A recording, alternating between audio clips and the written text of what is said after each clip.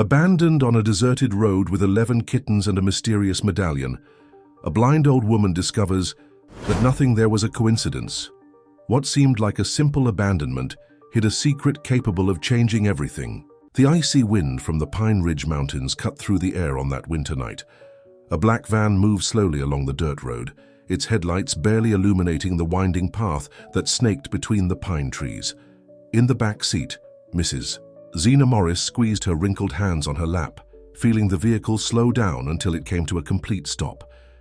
"We're here," announced the driver's deep voice. "This is where you stay, ma'am."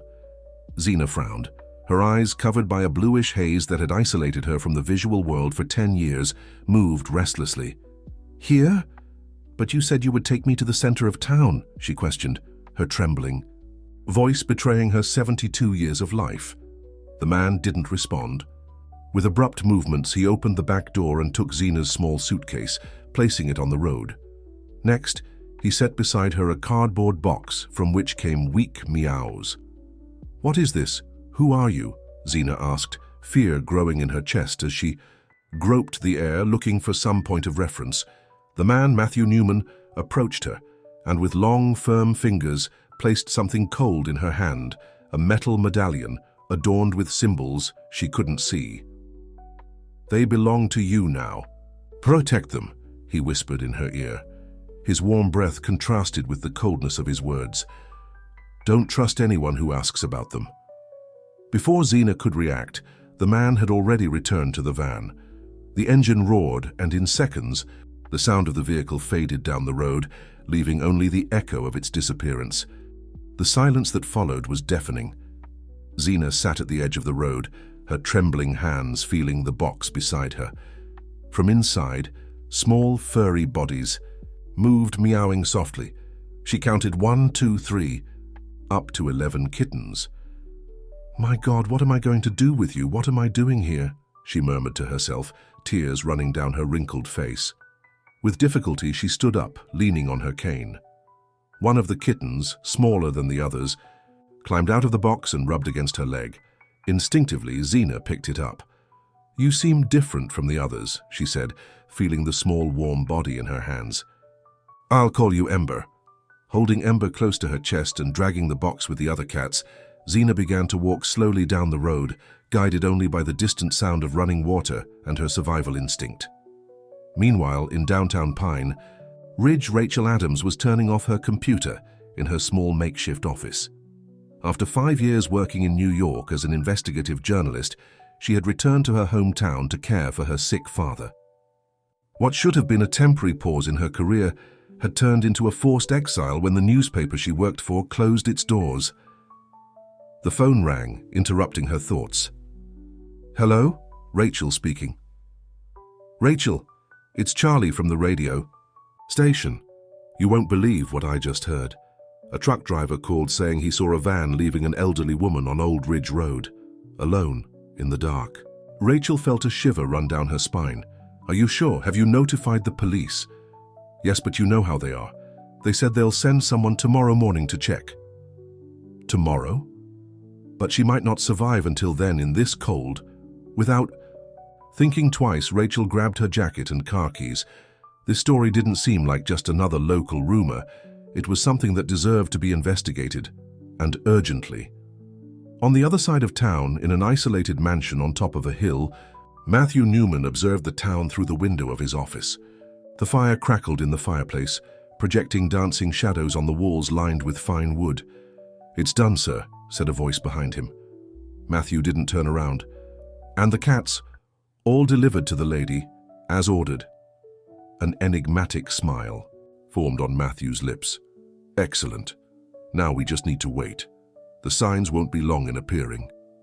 The man hesitated before asking, "Sir, are you sure she'll survive out there? The temperature is dropping and..." "Mrs. Zena is stronger than she appears," Matthew interrupted. "Besides, they will protect her. That's what they exist for." As night progressed, Zena continued her journey down the deserted road, guided only by instinct and the meows of the small felines who somehow seemed to be indicating the way. A fine rain began to fall, making her walk even more difficult. After what seemed like hours, Her fingers touched rough wooden surfaces, an abandoned shack. Carefully, she felt around for the entrance and, finding it, pushed the door that creaked as it opened. "Come on, little ones," she whispered to the cats. "At least here we'll be sheltered until dawn." Little did Zena know that this night marked only the beginning of a journey that would change not only her life, but the fate of all Pine Ridge, and perhaps much more than that. If this story interested you, don't forget to subscribe to our channel and give us a like. Tell us what city you're watching from. We continue. Dawn in Pine Ridge brought with it a dense fog that seemed to swallow the mountains. Rachel drove slowly along Old Ridge Road, her eyes alert to any movement. After hours of fruitless searching, she was about to give up when she spotted a half-destroyed shack among the trees. She parked her car and walked cautiously to the structure. The door was ajar, creaking softly with the morning breeze. "Hello? Is anyone there?" she called hesitantly. There was no verbal response, but a sharp meow came from inside. Rachel pushed the door and, to her surprise, found an elderly woman huddled in a corner, surrounded by several black cats. The woman was awake, but her fixed eyes staring into emptiness revealed her blindness. "Thank God," Rachel sighed, approaching. "Are you all right, ma'am? How did you end up here?" Zena turned her face toward the voice, suspicious. "Who are you? Did Matthew send you?" Rachel frowned. "Matthew? I don't know any Matthew. I'm Rachel Adams, a journalist. We received a report that an elderly woman was abandoned on the road last night." One of the cats, the smallest, Ember, moved to position himself between Zena and the newcomer, his bright blue eyes fixed on Rachel with an almost human intensity. "What a peculiar cat," commented Rachel, leaning down to observe him better. "He has been protecting me since yesterday," explained Zena, caressing the small feline. "All of them have." Rachel helped Zena to her feet and carefully led her to her car. The 11 cats followed them like a silent escort. After accommodating everyone in the vehicle, she drove directly to the local hospital. At the reception of St. Clair's Hospital, the arrival of a blind elderly woman, accompanied by 11 black cats, caused a commotion. The head nurse tried to prevent the animals from entering, but gave up when Ember emitted a sound that sounded more like a growl than a meow. "They won't separate from her," explained Rachel. Dr. Paul Matthews, the doctor on duty, examined Zena carefully. "You're dehydrated and have mild hypothermia, but considering the circumstances, you're surprisingly well," he concluded. Amazed. "We'll need to keep you under observation for a few days." While Zena received intravenous fluids, Rachel tried to obtain more information. "You mentioned someone named Matthew. Who is he? Why did he leave you on that road?" Zena clutched the medallion she still carried with her. "Matthew Newman. I don't know him personally, but he sent men to pick me up in New York saying I had an inheritance to claim. Before I knew it, I was being abandoned on that road with these cats and this medallion." Upon hearing the name, Rachel froze. Matthew Newman was one of the most powerful men in the region, owner of real estate, businesses, and, according to rumors, a member of a secret society that controlled the town from the shadows. "May I see that medallion?" she asked, curious. Zena hesitated for a moment, but extended her hand. The object was heavy, made of metal darkened by time. Engraved on its surface were strange symbols that seemed to form a circle around what appeared to be a tree with intertwined roots. "I've never seen anything like it," murmured Rachel, taking a photo with her cell phone. "I'll investigate this." Upon leaving the hospital, Rachel drove to the municipal library, determined to research Matthew Newman and possible connections to cults or secret societies. To her surprise, there were almost no public records about the man, just occasional mentions in articles about real estate investments. Meanwhile, in the hospital room, Zena fell asleep with Ember nestled by her side. The other 10 cats were scattered around the room like silent sentinels. A nurse who entered to check Zena's vital signs later swore that the cat's eyes glowed in the dark, like small lanterns. In Matthew Newman's mansion, a meeting was taking place behind closed doors. 5 people were seated around an ancient dark wood table. A map of Pine Ridge was spread in the center, marked with symbols similar to those on the medallion. "She was found and is in the hospital," informed a man in a grey suit. "The journalist Rachel Adams took her there." Matthew frowned. "Rachel Adams, the name is familiar." "Anthony Adams' daughter," explained a grey-haired woman. "Remember him? He was the photographer who documented the incident 20 years ago." Matthew's expression hardened. "I see. We need to monitor this journalist closely. As for Mrs. Zena, leave her in the hospital for now. It's important that she and the cats establish their proper connection before the next step." "And what about Ambrose? There are rumors that he's returned to town," questioned another man. A heavy silence fell over the room. Matthew stood up, walking to the window. "If Ambrose has really returned, we need to act quickly. The eclipse is approaching and we know what he intends to do." In the dense forest that surrounded Pine Ridge, in a cabin hidden among rocks and vegetation, a man of aged yet vigorous appearance lit candles around an improvised altar. Dr. Ambrose Bennett ran his fingers over symbols identical to those on Zena's medallion, drawn on the walls with red dye. "Finally," he murmured to himself, a sinister smile forming on his dry lips. "After 20 years, they have returned. The Guardians are born again, and this time I will complete the ritual."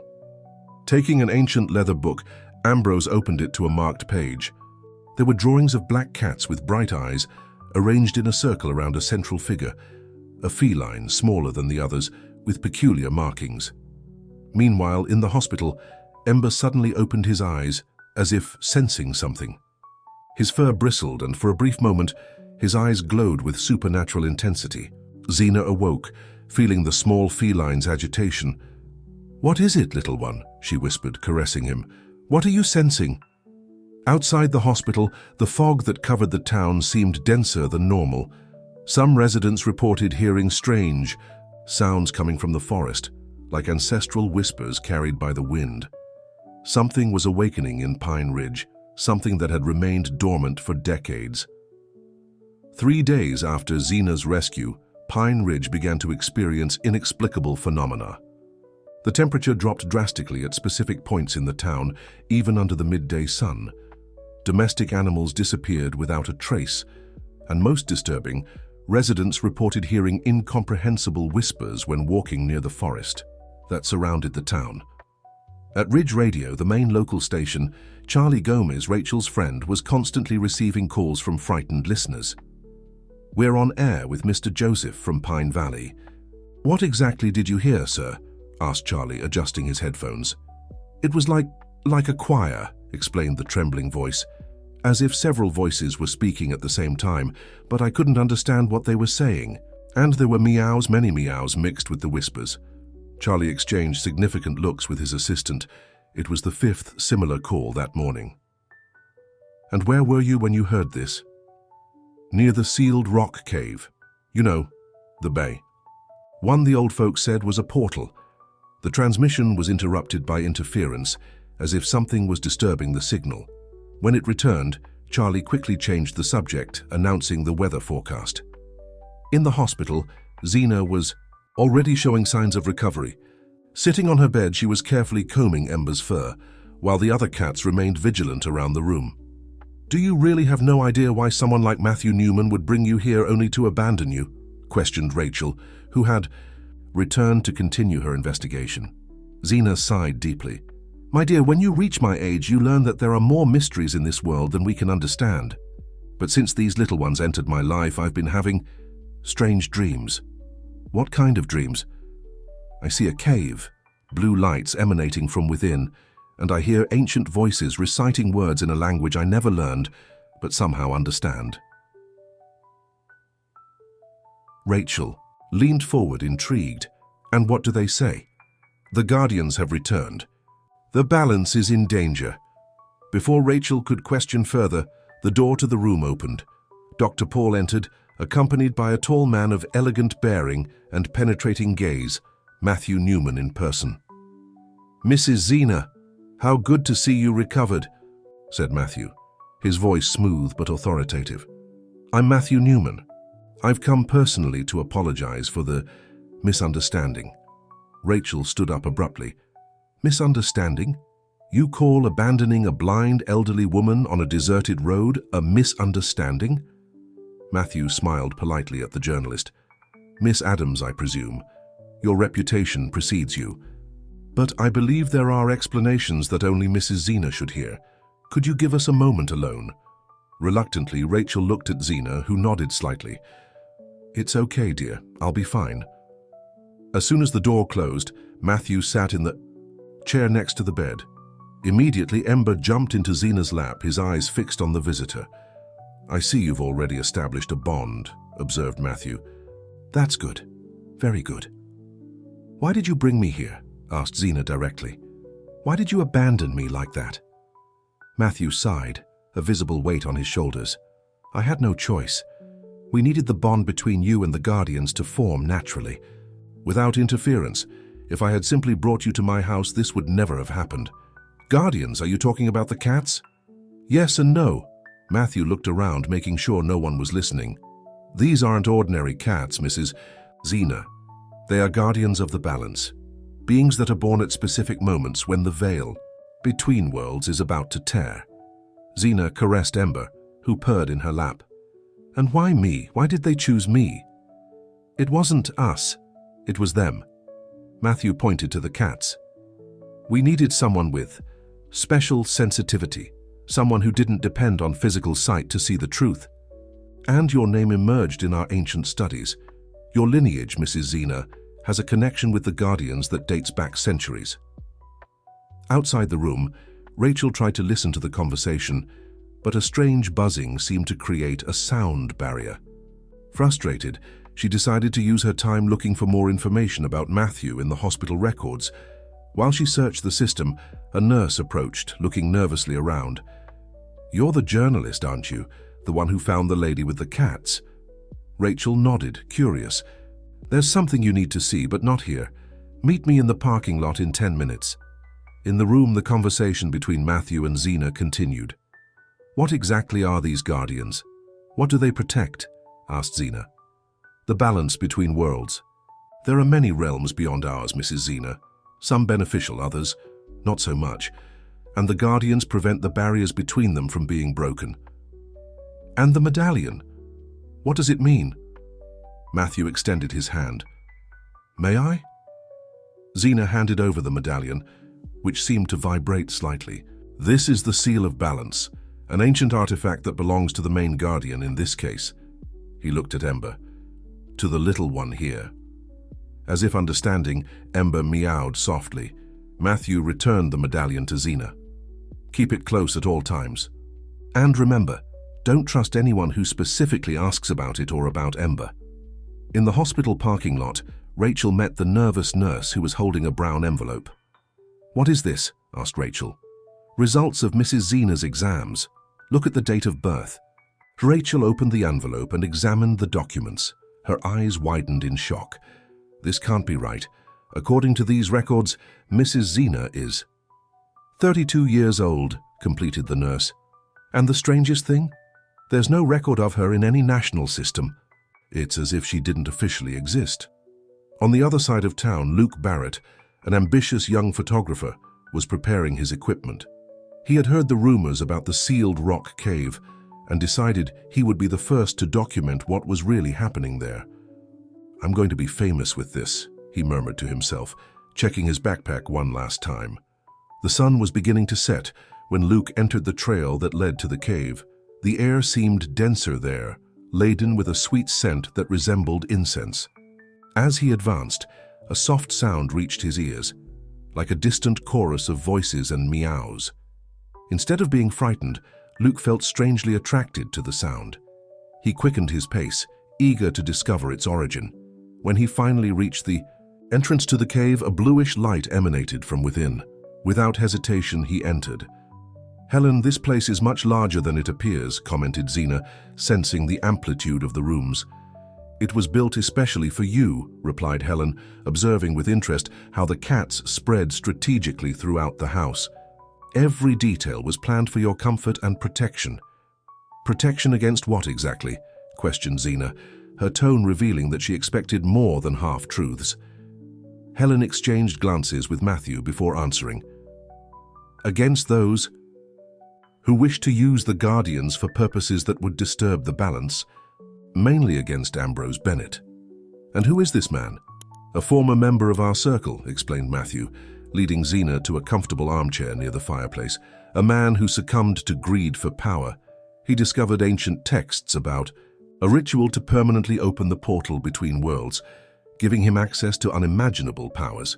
And what does that have to do with me? Asked Zena, feeling Ember jump into her lap as if wanting to protect her from the words she was hearing.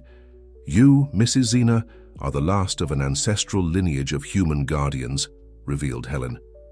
Your ancestors have always been linked to the mystical felines in moments of imbalance. Your blindness is not accidental. It's a gift that allows you to see beyond the physical veil. Rachel drove quickly along the winding roads that led to the highest point of Pine Ridge. The message she had received at the police station was from her source at the hospital. Mrs. Zena has been discharged. Matthew Newman took her to a cabin on Lookout Road number 117. As she drove, she couldn't stop thinking about Luke's enigmatic words. The exiled healer, the interrupted ritual, the symbols in the cave. Everything seemed connected somehow to Zena's medallion and the mysterious cats. Her phone rang. It was Charlie from the radio. Rachel, you need to hear this, he said, his voice tense. I just received this audio from a listener who was walking near Sealed Rock. Through the phone, Rachel heard a disturbing recording, a mixture of meows, whispers, and what seemed to be a chant in an unknown language. The sound made the hairs on the back of her neck stand up. Charlie, I need you to research everything about a man named Ambrose Bennett. Seems to be a healer or something, who was exiled from Pine Ridge about 20 years ago. Ambrose Bennett? Repeated Charlie, his voice suddenly low. My grandmother used to talk about him. They said he did rituals in the caves trying to invoke ancient forces. He was expelled from town after several people mysteriously disappeared. I need more information. And Charlie, be careful. In the dense forest that surrounded the region, Ambrose Bennett walked with determination, following almost imperceptible marks on trees, symbols identical to those on Zena's medallion. His face, marked by ritual scars, contorted into a smile of anticipation. After so long, he murmured to himself, the Guardians have returned, and this time no one will prevent the ritual. Beside him walked a hooded figure, carrying a bag, from which came muffled sounds of meowing. The substitutes are ready, Master, said the assistant, but what about the main one, the blue-eyed one? Ambrose stopped, looking at the sky that was beginning to darken. He will come to us. The call has already begun. Not even those who protect him can prevent it. At the cabin, while Helen prepared tea in the kitchen, Zena felt a sudden change in the atmosphere. The cats, which were scattered around the house, suddenly gathered around her, agitated. Ember, in particular, had his eyes fixed on the window, his fur bristling. What is it, little one? Asked Zena, feeling the tension in the feline's body. What are you sensing? In response, Ember emitted a long and melodic meow, different from any sound she had ever heard coming from a cat. To her surprise, the other 10 cats responded in unison, creating a strange and hypnotic harmony. Matthew and Helen ran to the living room, alarmed by the sound. It has begun, said Matthew, his face pale. The call has begun. 3 days passed without news of Luke Barrett. His parents, desperate, organized search groups that scoured the region's trails, but found no trace of the young photographer. The police, initially skeptical, now considered the case an official disappearance. In the small apartment that Rachel had rented after returning to Pine Ridge, papers and notes covered every available surface. Photos of Matthew Newman, old clippings about local legends, and, in the center of an improvised board, the image of Zena's medallion. It doesn't make sense, murmured Rachel, drawing lines between the collected information. How can a 132-year-old woman appear to be only 70? And why are there no records of her anywhere? The phone rang, interrupting her thoughts. Hello? Rachel, it's Charlie from the radio. You need to come here now. They found Luke. Rachel's heart raced. Where? Is he okay? He's different. Come quickly. At the Pine Ridge police station, Luke Barrett was sitting in an interrogation room, his lost gaze fixed on the wall in front of him. His eyes, once brown, now reflected a bluish glow identical to embers. "Luke," called Rachel softly as she entered the room. "I'm Rachel Adams, journalist. Can you tell me what happened?" The young man turned to her slowly. When he spoke, his voice sounded strangely melodious, as if several voices were overlapping. "The cave. It sings. It showed me the other side." "What other side, Luke? What did you see?" Luke smiled serenely. "I saw worlds beyond ours. I saw beings of light and shadow. I saw the Guardian on his throne of stars." Rachel exchanged concerned looks with the sheriff who was observing through the glass. "What Guardian, Luke?" "The small one, the chosen one, the one with sky eyes who now walks among us." A chill ran down Rachel's spine. He could only be referring to Ember. At the hospital, Zena was ready to be discharged. Matthew Newman had arranged a comfortable house for her and her cats on the outskirts of town, isolated enough to ensure privacy, but close enough to receive assistance if necessary. "Are you sure you'll be okay alone?" asked Dr. Paul, concerned. Zena smiled, caressing Ember, who as always was in her lap. "I'm not alone, doctor. I have my protectors with me."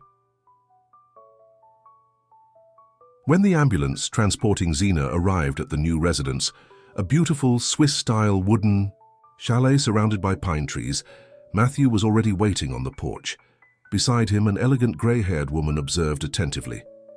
"Mrs. Zena, this is Helen Matthews, a member of our circle," introduced Matthew, helping the elderly woman out of the vehicle. "She will stay with you for the first few days to help you adapt."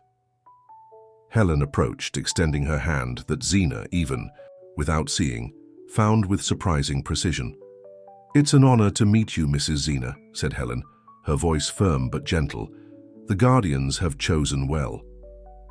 While the paramedics brought Zena's few belongings and the box where the cats were accommodated, Matthew pulled Helen aside. "Ambrose was seen near Sealed Rock," he whispered. "We need to accelerate the preparations." Helen nodded gravely. "The circle is ready, but what about the journalist? She's getting too close to the truth." "Leave her to me. Perhaps it's time to bring her to our side." At the police station, Luke continued his enigmatic account, now talking about symbols on the cave walls that seemed to dance and change shape as he observed them. "I need to talk to her," he said suddenly, grabbing Rachel's arm. "The Guardian of the cats. She needs to know that the ritual was interrupted but not prevented." "What ritual, Luke? Who interrupted it?" "The exiled healer tried to open the portal 20 years ago, failed because the Guardians hadn't been born, but now they're here, and he has returned too." An officer entered the room handing a note to Rachel. She read it quickly, her face paling. "I have to go," she said, standing up. "Luke, where can I find this exiled healer?" Luke tilted his head, as if listening to something distant. "He is where the mountain kisses the sky, where the stones sing under the full moon. Look for the medallion symbol carved in the rock." Atiash. The cabin. Zena explored her new home, her sensitive fingers mapping each room, each piece of furniture, each detail. The cats followed her in silent procession, with Ember always at the front, like a miniature guide. Night fell over Pine Ridge. With unusual darkness, the stars seemed to have been swallowed by clouds that didn't exist, and a bluish mist hovered over the forest. In the bars and restaurants of the tourist center, visitors remained oblivious, but the old residents felt the change. Something in the air. A palpable tension that caused domestic animals to become agitated and babies to cry for no apparent reason. At the cabin, Matthew and Helen moved with urgency, closing windows and drawing strange symbols on the thresholds of doors with a shimmering powder. "What's happening?" asked Zena, sitting in her armchair with Ember trembling in her lap. "Why are the cats so agitated?" "It's Ambrose," explained Helen, completing a symbol on the last window. "He has begun the call, an ancient invocation that attracts the Guardians away from their protectors. This is how he intends to capture them." "But why?" What does he gain? From this, Matthew sat next to Zena, his face tense in the candlelight they had lit when, inexplicably, the electrical power failed. The Guardians are more than simple animals, Mrs. Zena. They are physical manifestations of ancestral energies that maintain the balance between realms. In moments of great cosmic disturbance like now, they are born to strengthen the barriers between worlds. But Ambrose, continued Helen, discovered a blasphemous ritual that reverses their purpose. Instead of protecting the barriers, the Guardians can be forced to tear them down completely. And Ember, asked Zena, protectively pressing the small cat against her chest. Why is he different? Because he is the main Guardian, answered Matthew. The key to the ritual. Without him, the others don't have enough power. Outside, the wind began to howl, bringing with it the distant echoes of a chant in the same unknown language that Rachel had heard in the recording. On Lookout Road, Rachel struggled to control her car that skidded in puddles that shouldn't be there. The road wet despite no rain. When she finally spotted number 117, she realized that something was wrong. A dense fog surrounded the cabin, and it seemed almost conscious, moving against the wind. Before she could reach the gate, her car stopped completely, as if it had hit an invisible barrier. The engine died and refused to start again. With no alternative, Rachel grabbed her bag and stepped out into the unsettling night. Mrs. Zena, she called, approaching the cabin. Matthew Newman, I need to talk to you. The door opened, revealing Helen with a severe expression. Come in quickly, girl. It's not safe out there. As soon as Rachel crossed the threshold, she felt a change in the atmosphere, as if she had entered a bubble of calm amid the storm. The symbols drawn on the doors and windows glowed softly. What's happening? She asked, looking around and noticing the cats grouped protectively around Zena. The same question I asked, replied the elderly woman, sketching a weak smile. Apparently, we're in the middle of a battle between worlds. Matthew studied Rachel with intensity. How did you find us? I have my sources, she responded dryly, and I know about Ambrose Bennett. I know about the ritual interrupted 20 years ago. What I don't know is why you dragged a blind elderly woman into the middle of all this. It wasn't us, defended Helen. It was the Guardians who chose her. Guardians? You mean the cats? As if understanding the conversation, Ember jumped from Zena's lap and walked to Rachel, sitting in front of her and looking at her with those hypnotic blue eyes. Look closely at him, said Matthew. Do you see something different? Rachel knelt, observing the small feline attentively. There was something in his eyes, a depth, an intelligence that went beyond the animal. And then, for a brief moment, she saw, or believed she saw, a bluish aura around him, pulsing as if it had a life of its own. What is he? The question is not what, but who, corrected Zena gently. He is Ember, the main Guardian, and I believe he wants you to know something. Ember meowed softly, touching Rachel's cell phone in her pocket with his paw. Confused, she took it out, and to her surprise, the screen lit up on its own, showing the photo she had taken of Zena's medallion. The symbols, she murmured. They're the same ones Luke said he saw in the cave. Luke? Asked Matthew, alarmed. Luke Barrett, he's back? Yes, they found him this morning. But he's changed. His eyes are like embers, and he speaks strangely, as if he were no longer himself. Helen and Matthew exchanged concerned looks. He saw the other side, explained Helen. He was touched by the energies of the portal. This means Ambrose is more advanced in his plans than we thought. A sudden noise made everyone turn. One of the cats, a majestic female that Zena had named Night, was bristling, staring fixedly at one of the windows. Outside, shadows moved in the mist, approaching the cabin.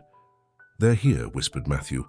In the forest near the sealed rock cave, Ambrose Bennett was standing in the center of a circle of stones, each marked with the same symbols as the medallion.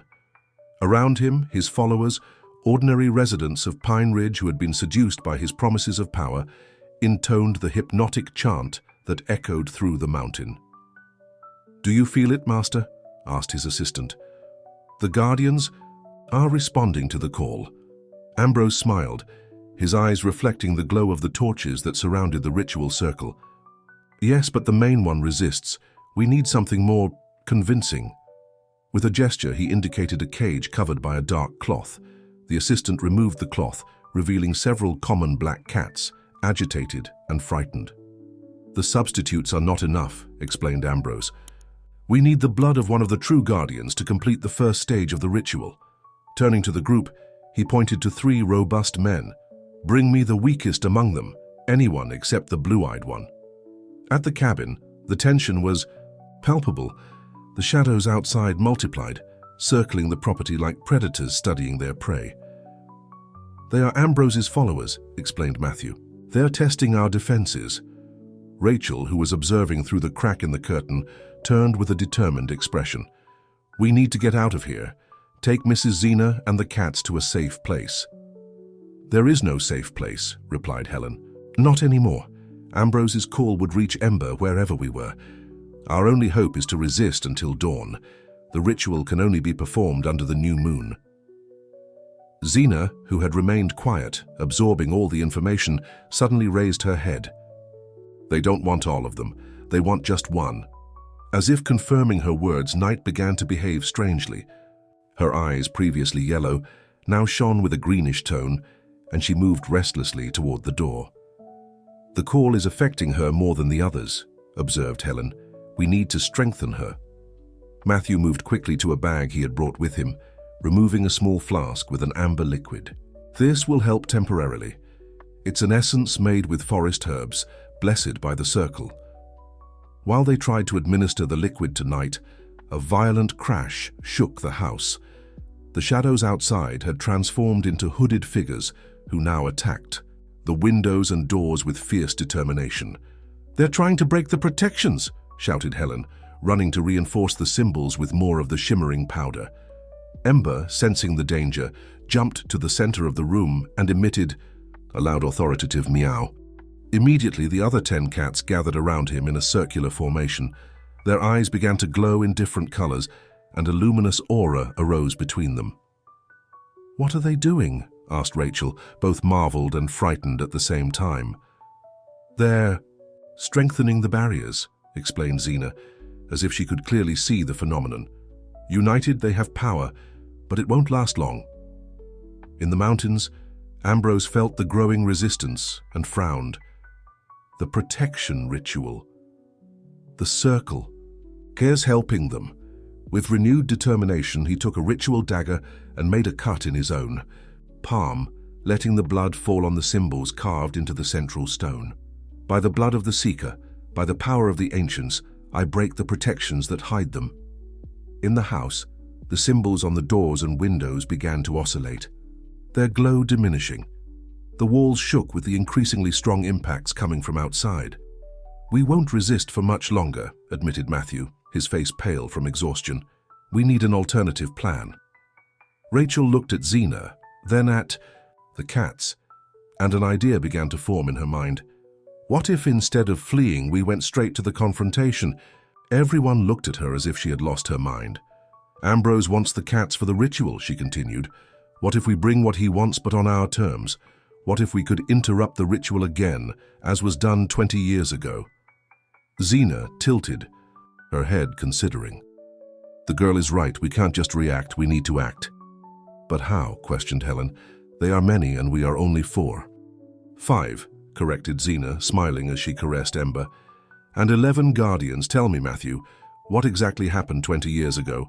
How was the ritual interrupted the first time?"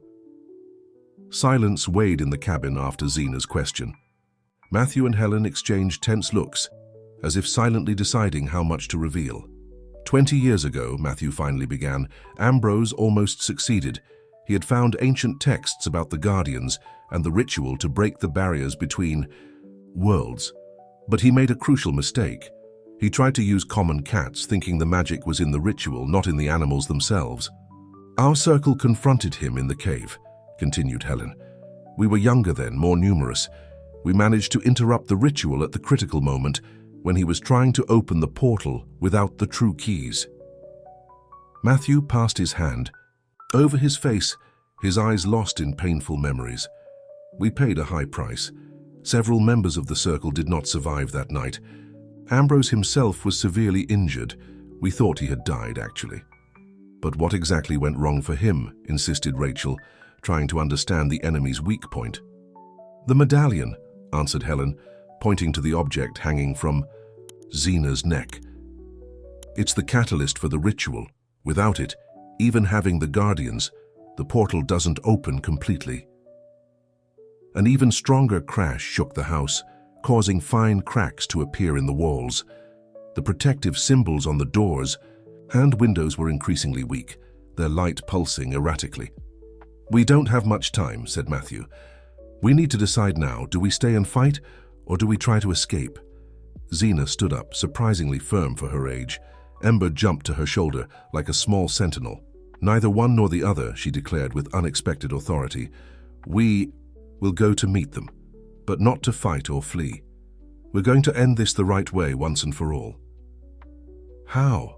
asked Rachel, impressed with the elderly woman's sudden transformation. "The medallion is not just a catalyst to open the portal," explained Zena, holding the object in her wrinkled hands. "It's also the seal that can close it permanently.